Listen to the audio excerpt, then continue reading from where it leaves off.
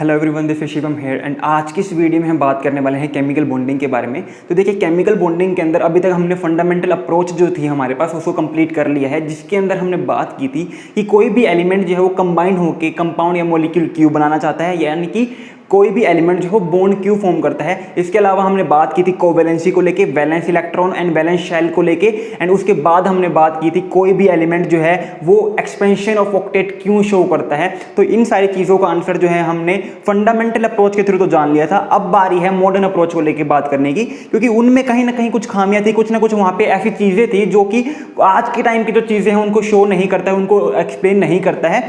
तो fundamental approach के बाद अब हमारे पास बात करनी होती है हमें मॉडर्न अप्रोच को लेके। एंड मॉडर्न अप्रोच को स्टार्ट करने से पहले सबसे इंपॉर्टेंट चीज़ ये है कि आपको जो है ऑर्बिटल्स के बारे में आइडिया हो कि ऑर्बिटल्स क्या होते हैं, वो किस तरीके से ओवरलैपिंग करते हैं, सिग्मा बॉन्ड कैसे बनता है, पाई बॉन्ड कैसे बनते हैं। क्योंकि देखिए, ये एक ऐसा कंसेप्ट है जो पूरी की पूरी हमारी मॉडर्न अप्रोच में यूज होने वाला है। चाहे आप वीबीटी पढ़ लो, चाहे आप हाइब्रिडाइजेशन पढ़ लो, चाहे आप वेस्पर थ्योरी पढ़ लो, चाहे आप एमओटी थ्योरी पढ़ लो, कुछ भी पढ़ लो, ऑर्बिटल्स का कंसेप्ट जो है वो हर जगह यूज होगा। तो क्यों ना इस चीज को पहले ही हम समझ लें कि ऑर्बिटल्स क्या होते हैं और इनकी ओरिएंटेशन क्या होती है एंड ये ओवरलैपिंग कैसे करते हैं। तो आज की वीडियो का टॉपिक यही है कि ऑर्बिटल्स एंड इट्स ओवरलैपिंग। तो देखिए, हमारे पास सिलेबस में ना बहुत सारे ऑर्बिटल्स हैं। एस ऑर्बिटल है, पी ऑर्बिटल है, डी ऑर्बिटल है, एफ ऑर्बिटल है, लेकिन जो मोस्ट इंपॉर्टेंट हमारे पास है वो हमारे पास तीन ही है, एस, पी एंड डी। थोड़ा बहुत आइडिया जो है हम एफ ऑर्बिटल का भी ले लेंगे, बट ये कहीं पर भी पूछा नहीं जाता और ना ही इसके ऊपर कोई क्वेश्चन आता है। हमारे पास ये तीन ऑर्बिटल जो हैं यही इंपॉर्टेंट है। इनकी सारी की सारी प्रॉपर्टीज जीरेड है या नहीं है, डायरेक्शनल है या नहीं है, डिफ्यूज है या नहीं है, कितने ऑर्बिटल्स देखने को मिलते हैं, एक्सियल है या नॉन एक्सियल है, सिग्मा ओवरलैपिंग करेंगे या सिग्मा बॉन्ड बनाएंगे या पाई बॉन्ड बनाएंगे, वो सारी की सारी चीजें इस वीडियो में हम देखने वाले हैं। तो चलिए स्टार्ट करते हैं। तो देखिए, सबसे पहले मेरे पास जो चीज आती है वो है एस ऑर्बिटल। जो मेरे पास सबसे पहली चीज आती है वो है एस ऑर्बिटल। तो देखिए, हर एक चीज जो है मैं धीरे धीरे बारीकी के साथ एकदम एंड तक डीप में जाके आपको क्लियर कर दूंगा, ताकि आपको आगे जाके इन टर्मिनोलॉजीज एंड इन ओवरलैपिंग को देख के दिक्कत ना हो, राइट। तो देखिए, सबसे पहले मेरे पास एक शेल है, एक सबशेल है, एस सबशेल, ठीक है। एस सबशेल है मेरे पास। एस सबशेल के लिए मेरे पास एल की वैल्यू कितनी होती है, that is azimuthal quantum number की वैल्यू कितनी होती है, 0, राइट। अब मुझसे पूछा हुआ है कि एस सबशेल के अंदर बताओ कितने ऑर्बिटल्स हमें देखने को मिलेंगे। तो number of orbital in A subshell हम कैसे निकालते हैं, number of orbitals in A subshell कैसे निकालते हैं हमारे पास, उसका फॉर्मूला क्या है हमारे पास, 2l+1, ठीक है। उसका फॉर्मूला क्या है मेरे पास, 2l+1 अगर मैं करूंगा तो मुझे पता चल जाएंगे कि एक गिवन सबशेल के अंदर कितने नंबर ऑफ ऑर्बिटल्स प्रेजेंट है। तो l की वैल्यू मेरे पास s सबशेल के लिए कितनी है, 0। तो यहां पे मेरे पास नंबर ऑफ ऑर्बिटल्स कितने आ जाएंगे, 1 देखने को मिलेगा। एंड इसी वजह से s सबशेल के अंदर कितने ऑर्बिटल देखने को मिलते हैं, हमें एक ही ऑर्बिटल देखने को मिलते हैं। एंड हमें एक ये बात पता है कि एक ऑर्बिटल जो है मैक्सिमम 2 इलेक्ट्रॉन अकोमोडेट कर सकता है। एक ऑर्बिटल जो है मैक्सिमम 2 इलेक्ट्रॉन अकोमोडेट कर सकता है, और उन इलेक्ट्रॉन की स्पिन कैसी होनी चाहिए, अपोजिट होनी चाहिए। उन इलेक्ट्रॉन की स्पिन कैसी होनी चाहिए, अपोजिट होनी चाहिए। एंड अपोजिट क्यों होनी चाहिए, क्योंकि हमें पता है सेम चार्ज जो है आपस में रिपल्शन करते हैं। अगर मैं एक ऑर्बिटल के अंदर 2 इलेक्ट्रॉन को डाल रहा हूं तो वहां पर क्या देखने को मिलेगा, मुझे रिपल्शन देखने को मिलेगा। रिक्वायरमेंट मेरे पास सिस्टम की है कि मेरे को एक ऑर्बिटल के अंदर 2 इलेक्ट्रॉन डालने ही पड़ेंगे। तो रिपल्शन तो मैं कंप्लीटली खत्म नहीं कर सकता, लेकिन मेरे पास एक ये ऑप्शन है कि मैं रिपल्शन को कम तो कर सकता हूं ना। तो अगर सेम स्पिन में मैं रखता हूं 2 इलेक्ट्रॉन को तो वहां पर ज्यादा रिपल्शन देखने को मिलता है, लेकिन अगर मैं वहीं 2 इलेक्ट्रॉन को अपोजिट स्पिन में रख दूं तो वहां पर मुझे रिपल्शन कम देखने को मिलता है। इसीलिए हम क्या करते हैं, हम ये कहते हैं कि अगर मैं एक ऑर्बिटल के अंदर इलेक्ट्रॉन को पेयर करवा रहा हूं तो उन दोनों इलेक्ट्रॉन की जो स्पिन है वो कैसी होनी चाहिए, वो अपोजिट होनी चाहिए, ठीक है। ये सबको समझ में आ गया होगा। और ये रूल कौन सा है मेरे पास, ये है मेरे पास पॉली एक्सक्लूजन प्रिंसिपल। ये मेरे पास क्या है, पॉली एक्सक्लूजन प्रिंसिपल। तो देखिए, अभी तक जो भी बात बताई है सारी की सारी आपने स्ट्रक्चर ऑफ एटम में पढ़ी हुई होगी, और इसलिए मैं साथ के साथ स्ट्रक्चर ऑफ एटम लेके चल रहा हूं, ताकि आपके थोड़े बहुत बेसिक कंसेप्ट जिनको ना आइडिया हो उनको भी आइडिया हो जाए कि ये चीजें क्यों हो रही है, राइट। तो यहां पे मेरे पास ये बात समझ में आ गई है, एक ऑर्बिटल है। अब देखिए, मेरे पास अब बात करते हैं शेप की, कि मेरे पास एस ऑर्बिटल की शेप कैसी होती है। तो एस ऑर्बिटल जो होता है मेरे पास वो स्फेरिकल शेप का होता है। वो क्या होता है, स्फेरिकल शेप का होता है। मेरे पास इस तरीके की शेप होती है सेंटर में, ठीक है। और यहाँ पे मेरे पास जो है पूरी की पूरी एस स्फेरिकल शेप के अंदर, पूरे के पूरे एस ऑर्बिटल के अंदर क्या फैले होते हैं, इलेक्ट्रॉन्स डिस्ट्रीब्यूट रहते हैं, राइट। अब देखिए, यहाँ पर मेरे पास एक टर्म्स यूज होती है, दैट इज जी रेड, ठीक है। एक टर्म होती है मेरे पास जीरेड और एक होती है मेरे पास नॉन जीरेड। इनका मतलब क्या है, मेरे पास एक जीरेड होती है, एक नॉन जीरेड होती है। इसका मतलब क्या है, जीरेड का मतलब है कि मेरे पास जो गिवन सिस्टम है उसके अंदर सेंटर ऑफ सिमेट्री प्रेजेंट है, उसके अंदर मेरे पास सेंटर ऑफ सिमेट्री प्रेजेंट है। जबकि नॉन जीरेड का मतलब है वहां पे सेंटर ऑफ सिमेट्री जो है वो एब्सेंट है। ये बात आपको पता होनी चाहिए। अब क्वेश्चन अराइज होता है कि सेंटर ऑफ सिमेट्री का क्या मतलब है। सेंटर ऑफ सिमेट्री का मतलब ये है कि अगर मैं सेंटर पे एक पॉइंट मान लूं एंड डिफरेंट डायरेक्शन में मूव करूं तो मुझे सेम ही इन्वायरमेंट देखने को मिलेगा, उसका मतलब है सेंटर ऑफ सिमेट्री। ठीक है। अब मेरे पास ये एस ऑर्बिटल है, तो एस ऑर्बिटल की खास बात क्या होती है, हमेशा एस ऑर्बिटल जो है वो एक फेज में रहेगा, या तो कंप्लीटली पॉजिटिव फेज में रहेगा, या तो कंप्लीटली पॉजिटिव फेज में रहेगा, या फिर कंप्लीटली जो है नेगेटिव फेज में रहेगा। ये एक एस ऑर्बिटल की खास बात है कि एस ऑर्बिटल में हमें एक ऑर्बिटल के अंदर एक ही फेज देखने को मिलता है, या तो पॉजिटिव फेज या फिर नेगेटिव फेज। अब एस ऑर्बिटल जो है वो कैसा होता है, जीरेड होता है। एस ऑर्बिटल जो है वो क्या होता है, जीरेड होता है। जीरेड का मतलब क्या हो गया कि यहां पर सेंटर ऑफ सिमेट्री प्रेजेंट है। सेंटर ऑफ सिमेट्री का क्या मतलब बताया था मैंने कि सेंटर में मैं कोई भी एक पॉइंट मार्क कर लूं एंड वहां से जब मैं डिफरेंट डायरेक्शन में चलूंगा तो मुझे सेम ही इन्वायरमेंट देखने को मिलेगा, राइट। तो अब देखो यहां पर मेरे पास सेंटर हो गया, ये इस स्फीयर का सेंटर ये हो जाएगा। अब मैं ऊपर जाऊंगा तो मुझे पॉजिटिव फेज दिखने को मिलेगी, इस साइड जा रहा हूं तो भी पॉजिटिव, इस साइड जा रहा हूं तो भी पॉजिटिव, इस साइड पॉजिटिव, इस साइड पॉजिटिव, इस साइड पॉजिटिव। यानी कि मैं अगर एस ऑर्बिटल के अंदर डिफरेंट डायरेक्शन में मूव कर रहा हूं फ्रॉम द सेंटर तो मुझे सारी जगह सेम ही फेज देखने को मिल रही है। इसीलिए हमने क्या कहा कि जो मेरे पास एस ऑर्बिटल है वो क्या है, जीरेड है। एस ऑर्बिटल क्या है मेरे पास, जीरेड है। तो एक टर्मिनोलॉजी तो ये ठीक हो गई, ठीक है। दूसरी चीज हमने क्या पढ़ ली, इसकी शेप के बारे में। तीसरी चीज हमने पढ़ ली कि इसके अंदर एक ही ऑर्बिटल क्यों देखने को मिलता है। अब फोर्थ बात करते हैं। फोर्थ चीज जो मेरे पास है वो है directional and non directional character. Fourth चीज क्या है मेरे पास, directional and non directional character. अब आपके माइंड में आ रहा होगा कि ये directional and non directional character क्या होता है। तो देखिए होता क्या है कि मेरे पास एक ऑर्बिटल है, मान लीजिए मेरे पास एक ऑर्बिटल है, जब वो दूसरे ऑर्बिटल के साथ ओवरलैप करने के लिए जब जाएगा, स्पेशल जब ओवरलैपिंग होगी, तो अगर मेरे पास ऑर्बिटल के पास ऑप्शन है कि वो अपने पॉजिटिव फेज के साथ ओवरलैप करना चाहेगा या फिर नेगेटिव फेज के साथ ओवरलैप करना चाहेगा, तब हम कहेंगे कि हाँ वो ऑर्बिटल जो है वो डायरेक्शनल है।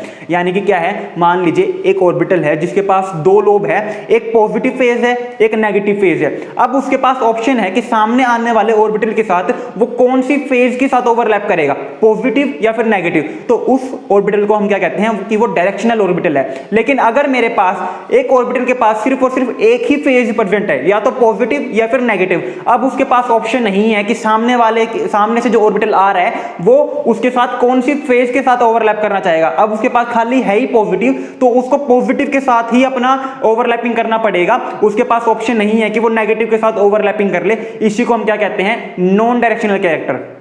तो अब आपको देख के एस ऑर्बिटल को देख के क्या समझ में आ रहा है कि ये डायरेक्शनल है नॉन डायरेक्शनल है। आंसर है नॉन डायरेक्शनल।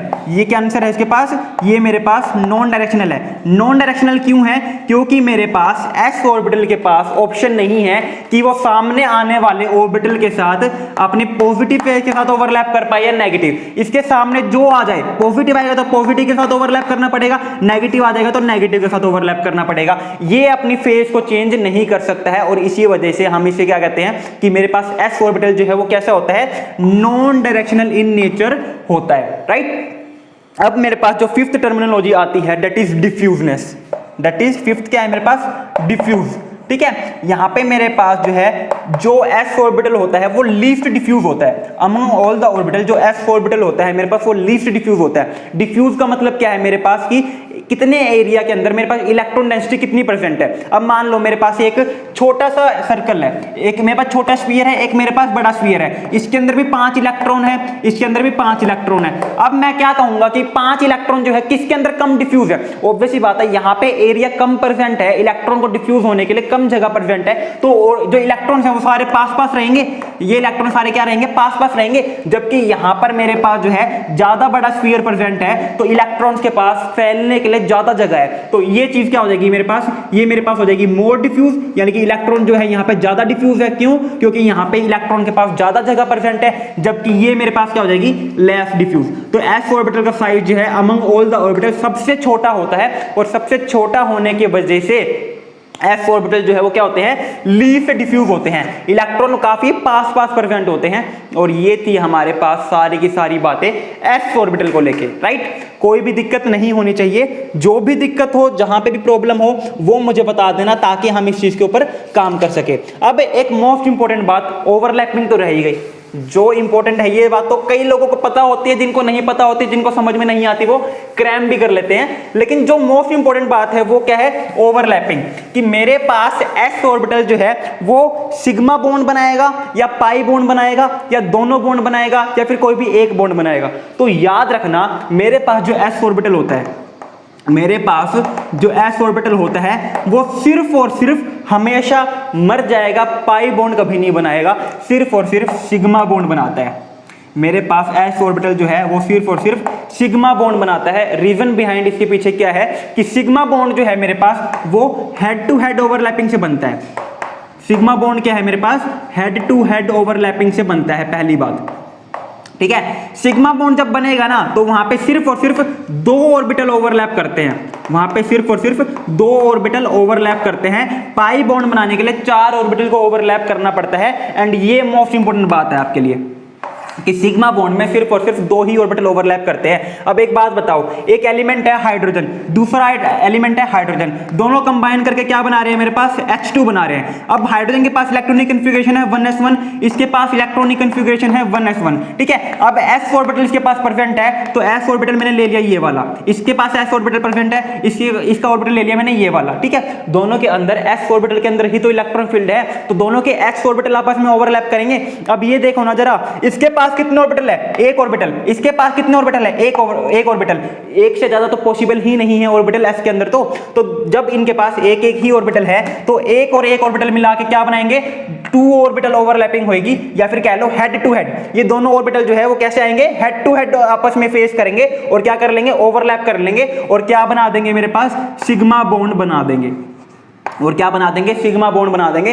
पाई बॉन्ड कभी बना ही नहीं सकते, क्योंकि पाई बॉन्ड के लिए हमें साइड वाइज ओवरलैपिंग चाहिए होती है, 4 ऑर्बिटल ओवरलैप करवाने पड़ते हैं तब जाके पाई बॉन्ड बनता है। तो इसके पास तो 4 ऑर्बिटल ओवरलैपिंग का कोई ऑप्शन ही नहीं है, क्योंकि इसके पास भी एक ऑर्बिटल है, इसके पास भी एक ऑर्बिटल है, तो एक और एक ऑर्बिटल मिलकर क्या बनाएंगे, सिग्मा बॉन्ड ही बना सकते हैं, पाई बॉन्ड नहीं बना सकते हैं। जब p ऑर्बिटल में ओवरलैपिंग समझाऊंगा ना तो पाई बॉन्ड का कंसेप्ट आपको अच्छे से क्लियर हो जाएगा, ठीक है। तो यहाँ पे मेरे पास ये ओवरलैपिंग के बारे में था कि मेरे पास जो s ऑर्बिटल होते हैं वो सिर्फ और सिर्फ सिग्मा बॉन्ड बनाते हैं, पाई बॉन्ड नहीं बनाते हैं। हेड टू हेड ओवरलैपिंग होती है, साइड वाइज ओवरलैपिंग पॉसिबल नहीं होती है, ठीक है। अब हम बात करते हैं मेरा second orbital, that is p orbital, और उसके लिए शेल क्या होगी, सब शेल क्या होगी मेरे पास, p सब शेल, ठीक है। p सब शेल है, p के लिए मेरे पास l की वैल्यू कितनी होती है, 1 होती है। तो नंबर ऑफ ऑर्बिटल कितने प्रेजेंट होंगे, that is 2l + 1, that is कितने हो जाएंगे मेरे पास, 3 ऑर्बिटल प्रेजेंट होंगे p सब शेल के अंदर। कितने ऑर्बिटल प्रेजेंट होंगे, 3 ऑर्बिटल प्रेजेंट होंगे p सब शेल के अंदर। अब मेरे पास ऑर्बिटल के अंदर इलेक्ट्रॉन की फीलिंग क्या होगी, सबसे पहले मेरे पास जो है अबोव प्रिंसिपल आता है। अबोव प्रिंसिपल क्या कहता है कि लोएस्ट एनर्जी जो सब शेल है वो पहले फील्ड होगी। तो s मैंने फील्ड कर दी, s के बाद मेरे पास क्या आएगी, अब p सब शेल आएगी। तो जब p सब शेल के भरने की बारी आएगी तो अबोव प्रिंसिपल के बाद हंस रूल क्या कहता है कि पेयरिंग तभी स्टार्ट होगी जब सारे के सारे इलेक्ट्रॉन क्या हो जाएंगे, सिंगली ऑक्यूपाइड हो जाएंगे। चलो सिंगली ऑक्यूपाइड कर दिए। अब मेरे पास अबोव हंस रूल क्या कहता है कि सिंगली ऑक्यूपाई हो जाएंगे। अब जब एडिशनल इलेक्ट्रॉन प्रेजेंट है वो अब पेयरिंग कर सकते हैं। तो यहाँ पे मैंने पेयरिंग कर दी और एक ऑर्बिटल के अंदर मैक्सिमम 2 ही इलेक्ट्रॉन आ सकते हैं। उसके बाद पॉली एक्सक्लूजन प्रिंसिपल क्या कहता है कि अगर आप पेयरिंग कर रहे हो, एक ऑर्बिटल के अंदर 2 इलेक्ट्रॉन को लेके आ रहे हो, तो उन दोनों इलेक्ट्रॉन की स्पिन कैसी होनी चाहिए, अपोजिट होनी चाहिए। ये मेरे पास 3 रूल हैं इलेक्ट्रॉनिक कन्फिगरेशन को, यानी कि ऑर्बिटल के अंदर इलेक्ट्रॉन को फिल करने के लिए। सबको समझ में आ गए ये तीनों रूल, अबोव रूल, हंस rule, poly exclusion principle, right. अब मेरे पास 3 ऑर्बिटल हैं, तो इन 3 ऑर्बिटल के नाम क्या है मेरे पास, यहां पे इन 3 ऑर्बिटल के नाम है px, py एंड pz, ठीक है। px, py, pz क्यों दिए इनको, क्योंकि हमें 3 डायमेंशन चाहिए होते हैं इन ऑर्बिटल को डिफाइन करने के लिए। तो एक x डायरेक्शन में, एक y डायरेक्शन में और एक z डायरेक्शन में मेरे पास देखने को मिल जाते हैं ये ऑर्बिटल। ये बात क्लियर हो गई। उसके बाद अगर मैं शेप की बात करता हूं तो p ऑर्बिटल की शेप कैसी होती है मेरे पास, डंबल शेप की होती है। p ऑर्बिटल कैसा होता है मेरे पास, डंबल शेप का होता है। डंबल शेप का मतलब कैसा है मेरे पास, इस तरीके का, डंबल शेप का होता है। और मेरे पास एक p ऑर्बिटल के अंदर दो लोब प्रेजेंट होती है, एक लोब ये रही, एक लोब ये रही, और दोनों लोब जो है वो अपोजिट फेज में होती है, एक पॉजिटिव और एक नेगेटिव, एक पॉजिटिव फेज में है और एक नेगेटिव फेज में है। एक p ऑर्बिटल के अंदर दो फेज प्रेजेंट होती है, राइट। सबको बात समझ में आ रही है। अब देखो मेरे पास एक इंपॉर्टेंट बात क्या है, यहाँ पे एक इंपॉर्टेंट बात ये है कि मेरे पास जो p ऑर्बिटल है वो क्या होता है, वो अनजीरेड होता है। p ऑर्बिटल क्या होता है मेरे पास, अनजीरेड इन नेचर होता है। Reason behind this is, gerade का मतलब था जहां पर सेंटर ऑफ सिमेट्री प्रेजेंट है, अनजीरेड का मतलब है जहां पे सेंटर ऑफ सिमेट्री प्रेजेंट नहीं है। सेंटर ऑफ सिमेट्री का क्या मतलब है कि अगर मैं सेंटर पे एक पॉइंट मान लूं और डिफरेंट डायरेक्शन में मूव करूं तो मुझे सेम ही इन्वायरमेंट देखने को मिलना चाहिए। अब देखो ऊपर जा रहा हूं कुछ नहीं है, नीचे जा रहा हूं कुछ नहीं है, यहां पर तो सेम इन्वायरमेंट मुझे देखने को मिल गया। लेकिन जैसे ही मैं राइट गया तो मुझे नेगेटिव फेस देखने को मिल रही है, और लेफ्ट गया तो मुझे पॉजिटिव फेस देखने को मिल रही है। तो यानी कि यहां पे सेम इन्वायरमेंट नहीं है हर डायरेक्शन में, और इसी वजह से मेरे पास जो p ऑर्बिटल होता है वो क्या होता है, अनजीरेड इन नेचर देखने को मुझे मिलता है। उसके बाद डायरेक्शनल कैरेक्टर की बात करूं तो p ऑर्बिटल जो है वो डायरेक्शनल इन नेचर होते हैं।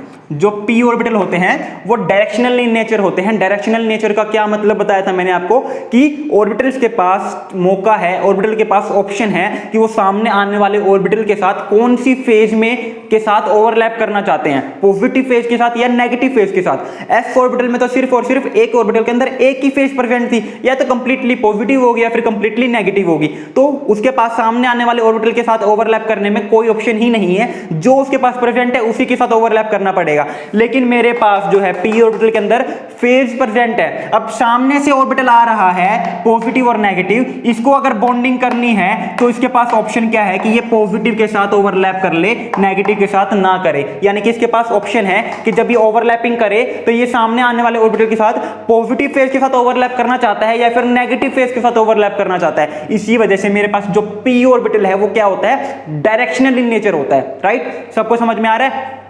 अब अगर मैं फोर्थ चीज की बात करूं दैट इज मेरे पास डिफ्यूजनेस। यहाँ पे मेरे पास जो है जो p ऑर्बिटल है वो मोर डिफ्यूज होता है, वो मोर डिफ्यूज होता है as compared to s orbital, as compared to s orbital. And इसका रीजन क्या है, इसका रीजन यही है जो मैंने आपको बताया था, जो p ऑर्बिटल का जो साइज होता है, साइज जो होता है मेरे पास p ऑर्बिटल का वो ज्यादा होता है as compared to s orbital. और ज्यादा साइज प्रेजेंट होगा तो इलेक्ट्रॉन्स को डिफ्यूज होने के लिए, फैलने के लिए ज्यादा जगह मिल जाएगी, जिसकी वजह से उसकी डिफ्यूजनेस क्या हो जाएगी, ज्यादा हो जाएगी।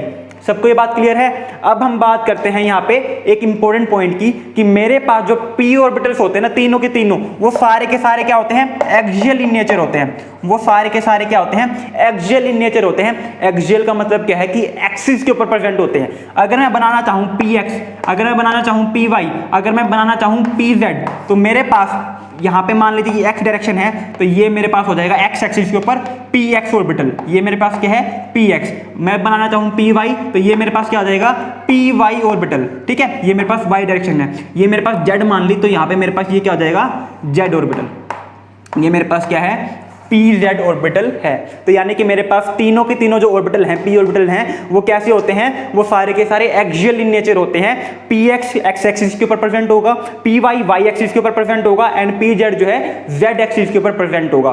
कोई डाउट, कोई डाउट नहीं होना चाहिए। अब हम बात करते हैं p ऑर्बिटल के अंदर जो सबसे इंपॉर्टेंट चीज है दैट इज p ऑर्बिटल के अंदर हमारे पास ओवरलैपिंग। तो अच्छी बात यह है कि p ऑर्बिटल जो हैं वो सिग्मा बॉन्ड भी बनाते हैं और पाई बॉन्ड भी बनाते हैं। कैसे, वही जानना है अब हमें। s ऑर्बिटल के अंदर हमने क्या कहा था कि s ऑर्बिटल मर जाएगा, टूट जाएगा, फूट जाएगा, वो बना ही नहीं सकता यार, पाई बॉन्ड बना ही नहीं सकता, क्योंकि पाई बॉन्ड बनाने के लिए दो कंडीशन होती है, एक तो साइड वाइज ओवरलैपिंग और दूसरी क्या, 4 ऑर्बिटल के बीच में ओवरलैपिंग, ठीक है। अब देखते हैं मेरे पास p ऑर्बिटल की बात कर रहे हैं हम, तो p ऑर्बिटल के अंदर मेरे पास सबसे पहले चीज देखता हूं मैं सिग्मा बॉन्डिंग। सबसे पहले बात करते हैं हम सिग्मा बॉन्डिंग को लेके, ठीक है। सिग्मा बॉन्डिंग के लिए मैंने क्या बताया था, दो कंडीशन, एक तो हेड टू हेड ओवरलैपिंग, एक तो हेड टू हेड ओवरलैपिंग, और दूसरी क्या मेरे पास 2 ऑर्बिटल ओवरलैपिंग देखने को मिलती है, ओनली 2 ऑर्बिटल ओवरलैपिंग देखने को मिलती है, राइट। कोई दिक्कत नहीं है। अब मान लो मेरे पास एक x ऑर्बिटल है px, ये मेरे पास क्या है px, इसके ऊपर पॉजिटिव, इसके ऊपर नेगेटिव। सामने से एक और x ऑर्बिटल आ गया मेरे पास px, इसके ऊपर पॉजिटिव, इसके ऊपर नेगेटिव, ये px है। अब देखो ये क्या कर रहे हैं, आपस में हेड टू हेड ओवरलैपिंग कर रहे हैं। इस ऑर्बिटल का हेड जो है इस ऑर्बिटल की हेड के साथ क्या कर लेगा, ओवरलैपिंग कर लेगा। और यहां पे मेरे पास जो बॉन्डिंग देखने को मिलेगी मुझे, उसे क्या कहूंगा मैं, सिग्मा बॉन्डिंग। क्यों? क्योंकि यहां पे मेरे पास दो चीजें देखने को मिली है। पहली तो क्या, हेड टू हेड ओवरलैपिंग हुई है, दोनों ऑर्बिटल अपने हेड से एक दूसरे को स्ट्राइक कर रहे हैं, एक दूसरे को ओवरलैप कर रहे हैं। और दूसरी चीज क्या, कि इस ऑर्बिटल में मेरे पास दो ही ऑर्बिटल का इंटरेक्शन हुआ है, एक ये और एक ये। तो यहां पे मेरे पास क्या है, टू लोब इंटरेक्शन है, तो सिग्मा बॉन्डिंग ही देखने को मिलेगी। तो यहां पे मेरे पास जो है सिग्मा बॉन्डिंग इस तरीके से देखने को मिलेगी। एंड सिग्मा बॉन्डिंग अगर मेरे पास करनी है p ऑर्बिटल के अंदर, p सबशेल के अंदर अगर मुझे सिग्मा बॉन्डिंग करनी है, तो इंपॉर्टेंट बात क्या है कि px जो है वो px के साथ ओवरलैप करेगा, py के साथ करेगा, एंड pz जो है pz के साथ करेगा, तभी मेरे पास सिग्मा बॉन्डिंग बनेगी, वरना सिग्मा बॉन्डिंग नहीं बनेगी। रीजन क्या है यहाँ पे, रीजन इसके पीछे ये है मेरे पास कि यहाँ पे होगा क्या, कि अगर मान लो मैंने एक x ले लिया, ठीक है, एक मैंने x ऑर्बिटल ले लिया, अब ये तो मेरे पास हो गया px। अब मैंने क्या ले लिया, एक y ऑर्बिटल ले लिया, एक मैंने क्या ले लिया, py, ठीक है, ये मेरे पास y एक्सिस होगी, एक पॉजिटिव एक नेगेटिव। अब मैंने क्या कहा कि हेड टू हेड ओवरलैपिंग करवानी है। अब देखो x और y डायरेक्शन आपस में क्या होती है, परपेंडिकुलर, x y और z तीनों डायरेक्शन आपस में परपेंडिकुलर होती है। अगर मैं चाहूं कि px को py के साथ ओवरलैप करवाना, तो ये आपस में हेड टू हेड ओवरलैपिंग के लिए यूं ही आएंगे पास में, ये आपस में यूं आपस में क्रॉस करेंगे, यूं आपस में जब क्रॉस करेंगे तो ये x ऑर्बिटल जो है वो यहां पे ओवरलैप करेगा, किसी भी ऑर्बिटल के साथ ये ओवरलैप नहीं कर पा रहा। तो जब ओवरलैपिंग ही पॉसिबल नहीं है, तो काहे का सिग्मा बॉन्ड, काहे का पाई बॉन्ड। तो इसीलिए मेरे पास जो है px और py आपस में पास आएंगे, तो वहां पे कोई भी ओवरलैपिंग नहीं होगी। और उस चीज को मैं क्या कहता हूं, उस चीज को मैं कहता हूं नो ओवरलैपिंग, उस चीज को मैं क्या कहता हूं, नो ओवरलैपिंग, राइट। तो ये बात सबको समझ में आ गई कि p ऑर्बिटल के अंदर हमारे पास सिग्मा बॉन्डिंग कैसे देखने को मिलती है, राइट। अब हम बात करते हैं पाई बॉन्डिंग को लेके, अब हम बात करते हैं पाई बॉन्डिंग को लेके। तो पाई बॉन्डिंग में मेरे पास दो कंडीशन क्या है, पाई बॉन्डिंग के लिए मेरे पास दो कंडीशन है। सबसे पहली तो क्या, हेड टू हेड नहीं होती, साइड वाइज ओवरलैपिंग होती है। पहली चीज तो क्या, साइड वाइज ओवरलैपिंग होती है। और दूसरी बात क्या, फोर ऑर्बिटल ओवरलैप करते हैं आपस में, ठीक है, फोर ऑर्बिटल की ओवरलैपिंग होती है। एग्जाम्पल के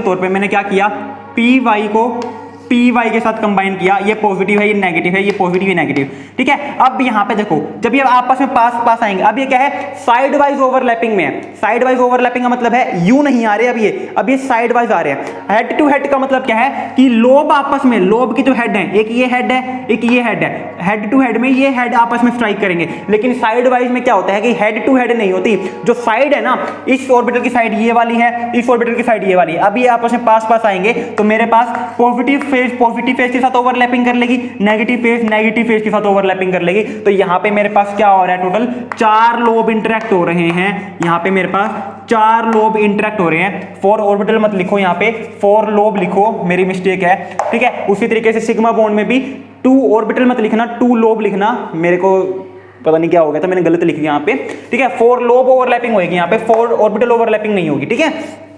तो यहां पे क्या होगा, मेरे पास 4 लोब आपस में इंटरेक्ट कर रहे हैं, और जब 4 लोब ओवरलैप करते हैं साइड वाइज, तो वहां पे मेरे पास क्या बनता है, पाई बॉन्ड बनता है। वहां पे मेरे पास क्या बनता है, पाई बॉन्ड बनता है। और पाई बॉन्ड बनने का मतलब क्या है, यहाँ पे क्या बनेगा, एक सिग्मा बॉन्ड बन रहा होगा और एक पाई बॉन्ड बन रहा होगा। पाई बॉन्ड जो है कभी भी सिग्मा बॉन्ड के बिना नहीं बनता। अगर मैं कह रहा हूं कि यहाँ पे पाई बॉन्ड प्रेजेंट है, तो यहाँ पे एटलीस्ट एक सिग्मा बॉन्ड तो प्रेजेंट होगा ही होगा, राइट। तो ये मेरे पास इस तरीके से पी ऑर्बिटल के अंदर पाई बॉन्ड जो है फॉर्म होता है। सबको समझ में आ गया। अब हम बात करते हैं नेक्स्ट ऑर्बिटल की, दैट इज डी ऑर्बिटल, ठीक है। अब हम बात करते हैं डी ऑर्बिटल, एंड यहां से ही मेनली जो है क्वेश्चन आने स्टार्ट होते हैं, क्योंकि यहां पे हमारे पास बहुत सारे कंसेप्ट फिलअप होने स्टार्ट हो जाते हैं। तो अगर मैं बात करूं डी सब शेल के लिए, तो यहां पे एल की वैल्यू मेरे पास होती है 2, और 2l+1 में अगर लगाऊं formula for calculation of orbital from subshell, तो यहां पे मेरे पास आ जाएंगे 5, यानी कि डी ऑर्बिटल के अंदर मेरे पास 5 ऑर्बिटल, डी सब शेल के अंदर 5 ऑर्बिटल प्रेजेंट होते हैं।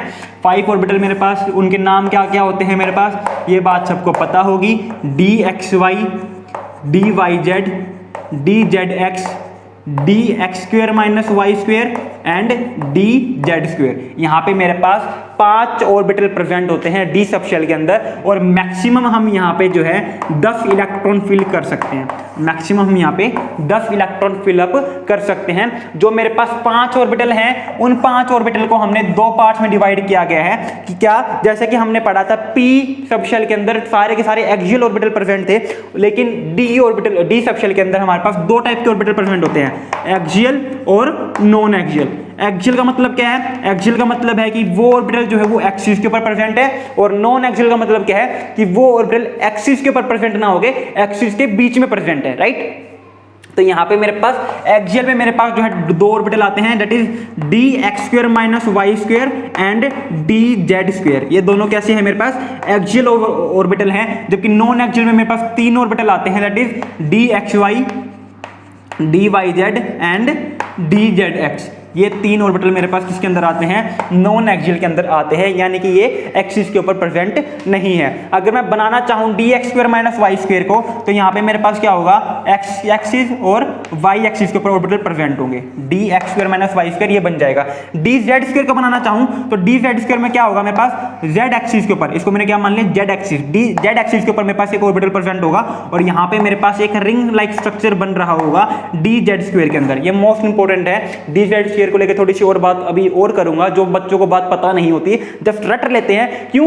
उनको ये बात सोचो खुद, d x square minus y square तो प्रेजेंट है, तो d y square minus d z square और d z square minus d y square क्यों प्रेजेंट नहीं है? ठीक है, d x square minus y square present है जिस तरीके से, तो d x square minus d z square और d y square minus d z square भी तो प्रेजेंट होना चाहिए था ना। तो वो प्रेजेंट क्यों नहीं है, उसको लेकर थोड़ी सी बात करनी है, जो कि डी जेड स्क्वायर के अंदर ही इंक्लूड होती है, राइट।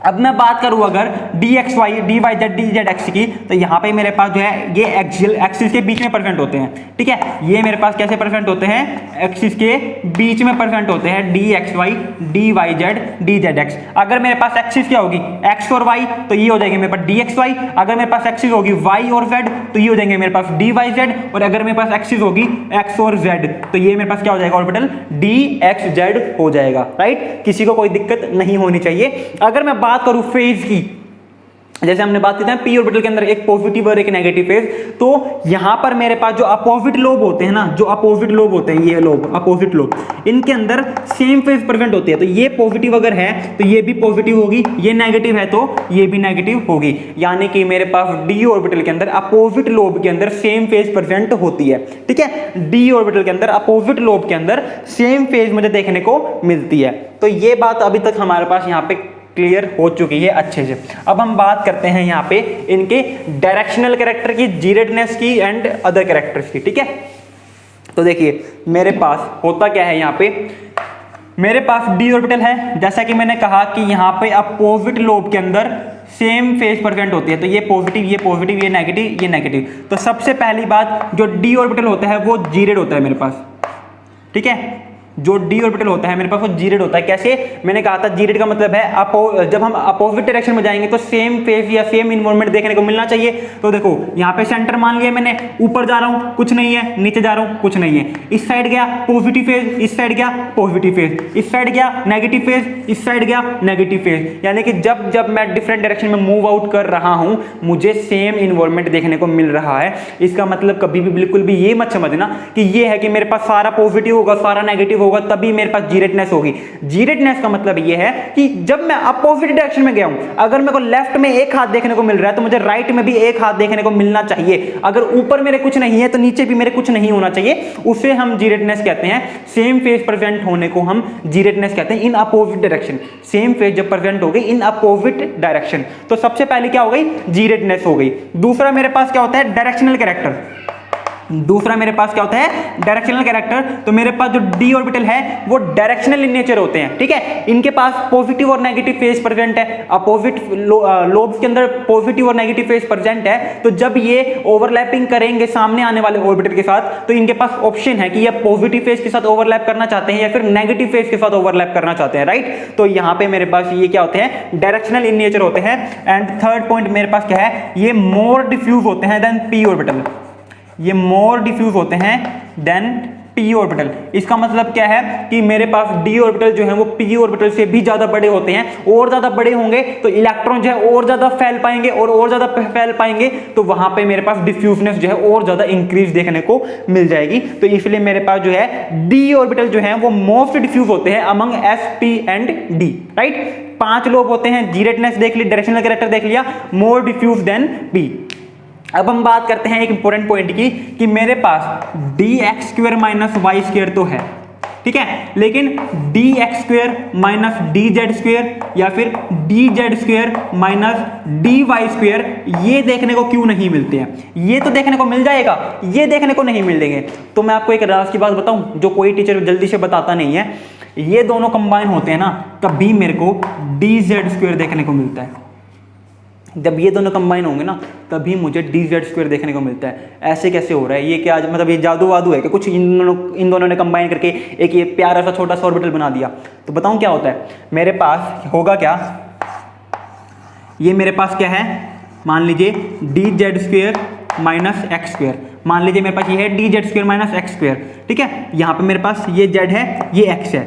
दूसरी मेरे पास क्या है, मेरे पास मान लीजिए यहाँ पे मेरे पास ये है dz² माइनस y², मान लीजिए ये मेरे पास क्या है dz² माइनस y², जिसमें ये z है और ये मेरे पास क्या है y डायरेक्शन है। अब हमें पता है x और y आपस में क्या होते हैं, परपेंडिकुलर होते हैं, राइट। x और y क्या होते हैं, आपस में परपेंडिकुलर। जब ये दोनों पास पास आएंगे ना तो जो z डायरेक्शन के ऑर्बिटल जो है, जो z है dz², वो आपस में क्या कर जाते हैं, कंबाइन कर जाते हैं और एक ऑर्बिटल बना लेते हैं। ये जो z वाले हैं दोनों के अंदर z प्रेजेंट जो है वो आपस में कंबाइन करके क्या बना लेंगे, एक ही लोब बना ले, एक ही ऑर्बिटल बना लेंगे मेरे पास। और जो मेरे पास x डायरेक्शन जो है, मान लीजिए x डायरेक्शन के ऑर्बिटल यहाँ पर है और जो y डायरेक्शन के ऑर्बिटल है वो यहाँ पे है, आपस में क्या है, परपेंडिकुलर। और ये परपेंडिकुलर ऑर्बिटल जो है वो कैसे दिखते हैं, हमें एक रिंग की तरह दिखते हैं। ये परपेंडिकुलर ऑर्बिटल हमें कैसे दिखते हैं, एक रिंग की तरह दिखते हैं। और इसीलिए मेरे पास ये क्या फॉर्म करते हैं, dz² ऑर्बिटल फॉर्म करते हैं, जिसमें ये जो लोब है ये तो मुझे क्या दिखा रहा है, ये मुझे दिखा रहा है मेरा z ऑर्बिटल, ये मेरे पास क्या दिखा रहा है, z। और ये जो मेरे पास जो ये रिंग टाइप की बनी हुई है यहाँ पे, ये क्या दिखा रहा है मेरे पास, x² माइनस y² ऑर्बिटल। जो यहाँ पे मेरे पास x² और ये y² जो था ना, यहाँ पे मुझे सॉरी यहाँ पे x² और ये जो y² था, यहाँ पे ये जो रिंग बनती है, जो डेफिनेट शेप हम कहते हैं, ये जो रिंग बन रही है ये किसकी वजह से बनती है, ये x और y ऑर्बिटल, x और y के कारण बनती है, जो आपस में परपेंडिकुलर होते हैं, राइट। और इसीलिए ये दोनों आपस में कंबाइन करके हमें क्या देते हैं, dz² मुझे देते हैं। और इसीलिए हम dz² की बात करते हैं, dx² माइनस dz² और dz² माइनस dy² की बात नहीं करते हैं। तो ये बात आपको सबको अच्छे से समझ में आ गई होगी। अब हम बात करते हैं ओवरलैपिंग इन d ऑर्बिटल के अंदर, ठीक है। अब हम बात करते हैं d ऑर्बिटल के अंदर ओवरलैपिंग को लेके कि यहाँ पे मेरे पास d ऑर्बिटल जो है ओवरलैप कैसे करेगा। तो एक बात याद रखना, d और d ऑर्बिटल आपस में ओवरलैप करके कभी भी सिग्मा बॉन्ड नहीं बनाते। एक d ऑर्बिटल है दूसरे d ऑर्बिटल के साथ कंबाइन करके कभी भी सिग्मा बॉन्ड नहीं बनाएगा, नेवर फॉर्म सिग्मा बॉन्ड। ये किसके लिए बताया मैंने, नॉन एक्सियल के लिए। ये मैंने किसके लिए बताया, नॉन एक्सियल के लिए बताया है कि मेरे पास जो है दो d ऑर्बिटल, दो नॉन एक्सियल d ऑर्बिटल आपस में कंबाइन करके कभी भी सिग्मा बॉन्ड नहीं बनाते हैं। रीजन इसके लिए क्या है, मेरे पास इसके ये हमेशा क्या बनाएंगे, मेरे पास नॉन एक्सियल जो d ऑर्बिटल होते हैं वो हमेशा पाई बॉन्ड बनाते हैं। रीजन क्या है मेरे पास, रीजन ये है कि यहाँ पे मेरे पास मान लो एक dxy है, ठीक है, दूसरा dxy आएगा मेरे पास। अब ये आपस में ओवरलैप कैसे करेंगे, साइड वाइज, ये मैंने ओवरलैपिंग करवा दी। तो यहाँ पे मेरे पास 4 लोब आपस में ओवरलैप हुए हैं और 4 लोब और साइड वाइज ओवरलैपिंग हुई है, तो क्या बनाएगा मेरे पास, पाई बॉन्ड बनाएगा। हमने क्या देखा था कि पाई बॉन्ड बनाने के लिए क्या होना चाहिए, side wise overlapping and 4 lobe आपस में ओवरलैप होने चाहिए।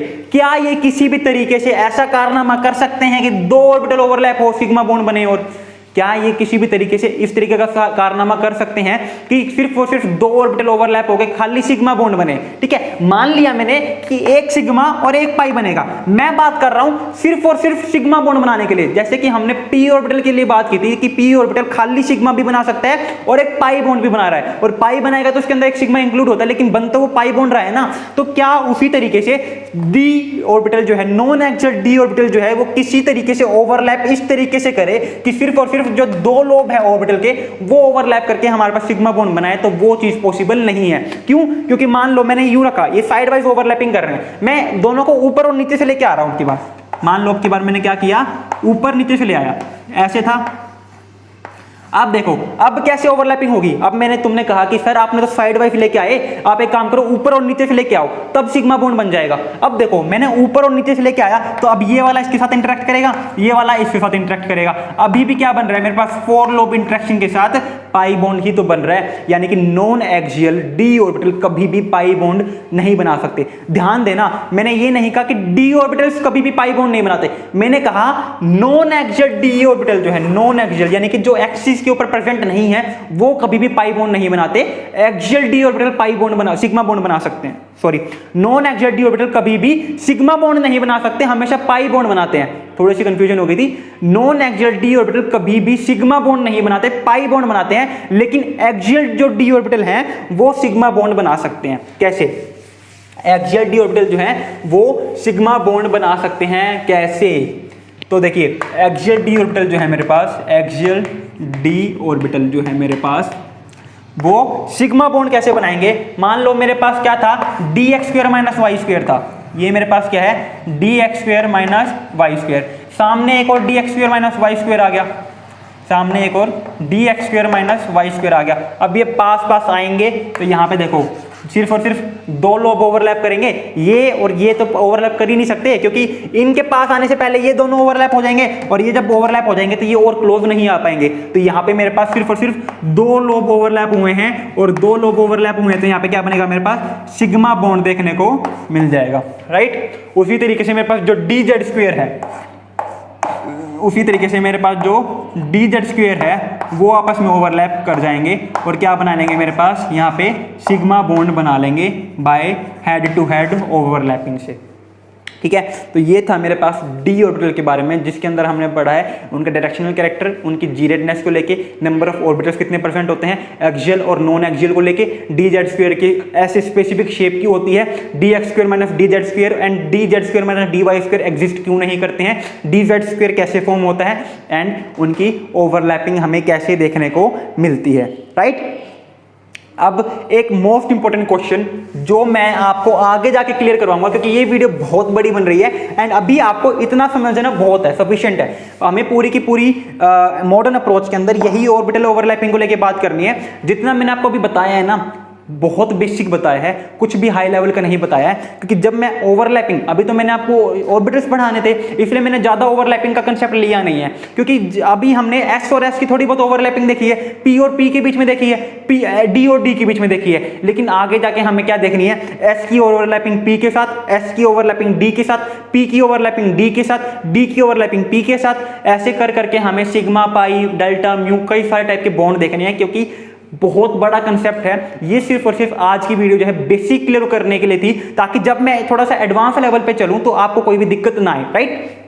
तो एक मोस्ट इंपॉर्टेंट पॉइंट लिख लो, डेल्टा बॉन्ड। डेल्टा बॉन्ड क्या होता है मेरे पास, डेल्टा बॉन्ड का मतलब होता है मेरे पास जब मेरे पास चार बॉन्ड बन रहे हों कहीं पे, ठीक है। जैसे कि हम कहते हैं ना, एक बॉन्ड, ये एक लाइन है सिग्मा बॉन्ड, ठीक है, दो लाइन है या तीन लाइन है तो इन दोनों का मतलब क्या है मेरे पास, पाई बॉन्ड। लेकिन वहीं पे अगर मेरे पास चार बॉन्ड बन रहे होते हैं उसका मतलब होता है डेल्टा बॉन्ड। और डेल्टा बॉन्ड सिर्फ और सिर्फ मेरे पास d x square minus y square and d x y, ये दोनों ऑर्बिटल मेरे पास डेल्टा बॉन्ड बनाते हैं, और पूरी केमिस्ट्री में कोई और ऑर्बिटल डेल्टा बॉन्ड नहीं बना सकता है। और डेल्टा बॉन्ड के लिए रिक्वायरमेंट क्या है, डेल्टा बॉन्ड के लिए रिक्वायरमेंट है 8 लोब ओवरलैप हों आपस में, 8 लोब की ओवरलैपिंग होनी चाहिए डेल्टा बॉन्ड बनाने के लिए। ये मेरे पास मोस्ट इंपॉर्टेंट मेजर रिक्वायरमेंट है, एंड इसके ऊपर बहुत बार क्वेश्चन पूछा हुआ है, नीट के अंदर भी, जेई के अंदर भी, एमएससी एंट्रेंसेस के अंदर भी, और इवन नेट के अंदर भी यहाँ से रिलेटेड क्वेश्चन पूछ लिए जाते हैं कि इनमें से बताओ कौन सा डेल्टा बॉन्ड बनाएगा। एग्जाम्पल दिए होते हैं, और one of the most important example क्या होता है इसका, Re2Cl8 नेगेटिव, ठीक है। ये one of the most important example है जो उस कंपाउंड का जो कि डेल्टा बॉन्ड बनाता है। लेकिन जो 11th-12th के स्टूडेंट्स हैं उनके लिए सिर्फ और सिर्फ इतना जानना इंपॉर्टेंट है कि डी एक्स स्क्वायर और वाई माइनस वाई स्क्वायर और d x y delta bond बनाते हैं। जो एमएससी एंट्रेंस के स्टूडेंट हैं उनके लिए ये चीज जाननी जरूरी है कि ये डेल्टा बॉन्ड बनाते हैं, और उनके लिए साथ साथ ये बात भी जाननी जरूरी है कि कितने लोब ओवरलैप करते हैं, इसके एग्जाम्पल क्या है और किस तरीके से यहाँ पे ये ओवरलैपिंग देखने को हमें मिलती है। और नेट के स्टूडेंट्स के लिए तो क्या ही कहना, पूरी की पूरी जो ऑर्गेनोमेटेलिक्स की केमिस्ट्री है वहाँ पे हम डेल्टा बॉन्ड को लेके बहुत सारी बातें करते हैं, जो नेट के स्टूडेंट्स हैं उनके लिए बता रहा हूँ। तो आज की वीडियो के लिए इतना ही। आई होप आपको चीज़ें समझ में आई होगी, कंसेप्ट क्लियर हुए होंगे, बेसिक क्लियर हुआ होगा। और मुझे इतनी उम्मीद है कि जब हम आगे बढ़ेंगे केमिकल बॉन्डिंग के अंदर तो ये चीज़ एटलीस्ट आपको दोबारा प्रॉब्लमेटिक नहीं होने वाली है, ये आपको प्रॉब्लम फेस नहीं करवाएगी। हाँ, चीज़ें हमें और बढ़नी है, ये सारा मैंने बेसिक बताया, ये चीज़ें आपको पता होनी चाहिए ताकि हम एक एडवांस लेवल की जब चीज़ें ओवरलैपिंग करेंगे तो वो चीज़ आपको समझ में आ जाए। कोई भी डाउट हो कमेंट सेक्शन में कमेंट कर देना, इंस्टाग्राम पे मैसेज ड्रॉप आउट कर देना, टेलीग्राम का एक चैनल बनाया हुआ है उसको ज्वाइन करके वहां पे मैसेज ड्रॉप आउट कर सकते हो। इन तीनों चीजों के लिंक जो है आपको डिस्क्रिप्शन बॉक्स में मिल जाएंगे। So thank you very much, have a good day.